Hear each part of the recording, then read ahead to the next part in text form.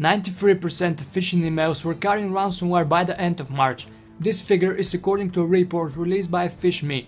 The number has risen from a less than 10% per month rise during the last year until a spike of 56% in December, and the total of phishing emails reached 6.3 million in the first quarter of this year, almost 800% rise on the same period for 2015.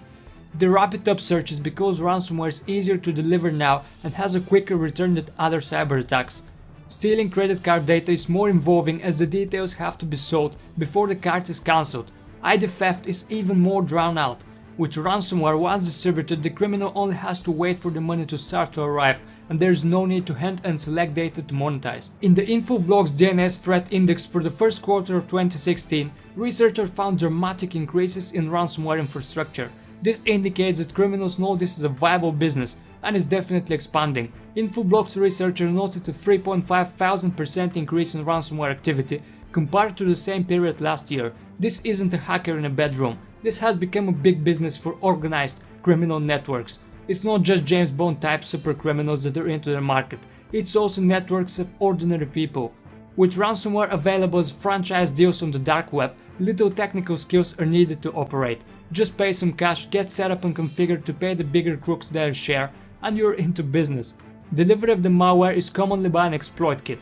These tools can be rented with full instructions and sometimes even with the customer support. A recent report by Kaspersky Labs shows that 43% of PC users in the US and Canada surveyed are unaware of the ransomware threat. It also shows that 44% have no idea that data could be stolen or compromised in such exploits.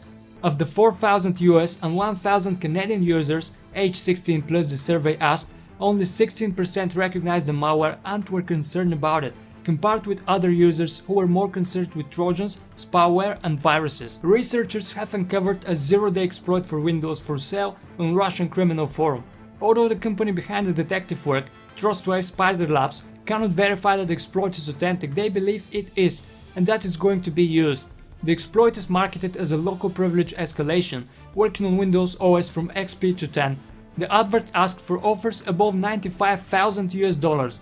While the exploit can be authenticated, Spider Labs added, the offer is likely a valid 0-day and that the asking price is likely to be met by an interesting cybercriminal. An argument for validity is the lengths that the vendor is going to and also the risks taken. This is demonstrated in detailed marketing description that displays understanding of dark marketplace. The payment is demanded in Bitcoin and the deal is done using the forum admin. As always, these were this week's computer security news from Virus Guides. Make sure to subscribe and stay tuned for next week's news.